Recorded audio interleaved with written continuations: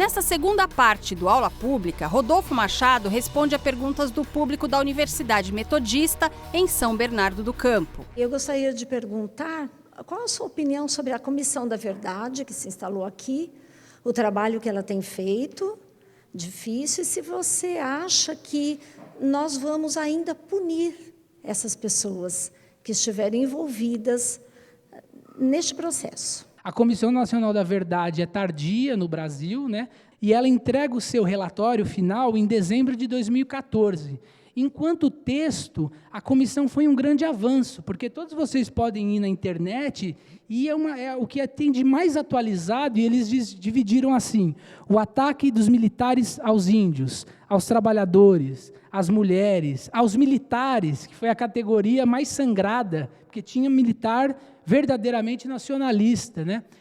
Então, ela trouxe como texto elementos novos sobre os industriais, elementos enquanto historiografia, no campo do dizer a verdade, onde ela não avançou, e por falta de correlação de forças, acredito, na judicialização dos casos, que não adianta nós, historiadores, sabermos disso, daquilo, se não é possível provocar o judiciário para que ele puna, e há quem esteja vivo. E eu colocaria que assim, o grande obstáculo, além dessa lei de anistia, que a gente mencionou, é o poder judiciário. São esses juízes que também têm um passado vinculado aos militares, que não se arejam com o que está vindo da Corte Interamericana. Uma lei de anistia que impeça o Brasil conhecer o seu passado e se apurar, é uma lei plantada pelos antigos detentores do poder, e não há direito à justiça, portanto.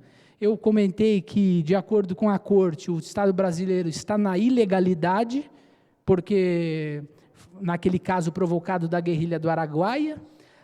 Enfim, eu vejo, então, enquanto texto, o trabalho da comissão avançou, e recomendo a todos bater na internet, acessar o texto, está muito didático, bem escrito. Agora, as recomendações estão maravilhosas, estão ótimas. Mudar o currículo nas polícias. Agora, como não teve força cogente, obrigatória para levar a cabo isso, eu acredito que o que cabe a gente agora é fazer pequenas batalhas jurídicas, ou seja, há casos de desaparecidos políticos em que os torturadores estão vivos, etc. Entrar com pequenas ações difundidas e tentar chegar até a OEA, porque, em regra, o judiciário brasileiro vai alegar a lei de anistia dos militares, né? Enfim, é isso. Obrigado pela pergunta, professora. Eu queria saber se você acha que o clima que o país vive hoje é parecido com o clima do golpe de 64, clima político? Eu começaria dizendo que a história não se repete, né? Há dois momentos distintos. Agora, realmente, a gente pensando, atores importantes que estavam em 64 estão hoje suscitando o impeachment da presidenta Dilma. Desculpa a troca. Por exemplo, a Fiesp, por exemplo, os grandes meios de comunicação. Você é do jornalismo, o Estado de São Paulo vai conspirar comprando até granada. O Júlio de Mesquita Filho compra $10 mil em granada, porque estava esperando uma reação do governo João Goulart. Ele, junto com o Vicente Hall, faz um esboço de ato institucional para como seria o poder ficar na mão deles num governo pós-Goulart.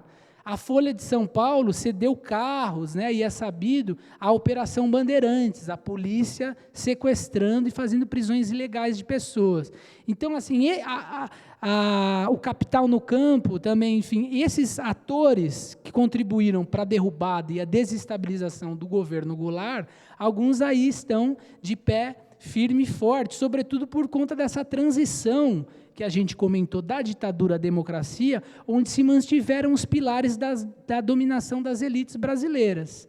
Agora, o que eu colocaria seria o dado novo do lulodilmismo, que é uma espécie de um reformismo fraco, porque também não fez os enfrentamentos ao grande capital, que mesmo assim deflagra nas elites uma histeria, acusando o projeto lulista de bolchevismo, de chavismo, de algo parecido como se estivesse em Cuba, ou seja, o que me impressiona, tentando entender as diferenças, é também que esse anticomunismo, hoje, não encontra mais comunistas. Sei lá, em 64 você tinha o Luiz Carlos Prestes, entende? Então, hoje, há um anticomunismo sem comunistas, há um anticomunismo taxando o PT de ser algo que ele não foi. Então, isso revela um DNA das nossas classes proprietárias, que são as mais arcaicas e as mais violentas do mundo.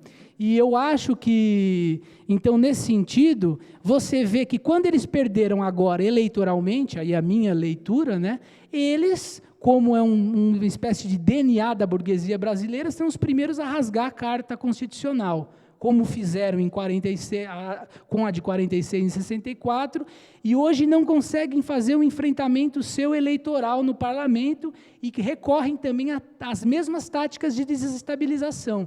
Eu recomendo para vocês, no YouTube, tem um conjunto de vídeos desse instituto que eu mencionei para vocês, que ajudou a desestabilizar o Goulart, chama IPES, Instituto de Pesquisas e Estudos Sociais, um nome super neutro, que, na verdade, fazia propaganda com altos profissionais de câmara, diretores de cinema, e difundiam em sindicatos, em grupos de estudantes. E se você entrar no YouTube e bater esses vídeos do IPES, é muito parecido com o que a mídia vocifera hoje. Eu achei muito importante, porque ela contextualiza o que foi o golpe de 64, nos traz bastante da reflexão do que foi isso, principalmente para os dias atuais, para a gente entender o que aconteceu e procurar entender o que está acontecendo no cenário político atual. E a aula dele trouxe bastante conteúdo para isso e ajudou também a abrir a nossa mente. Foi um assunto... Foi uma aula bastante esclarecedora sobre um assunto bastante pesado do passado e que, teoricamente, está se repetindo no futuro. Foi bem legal.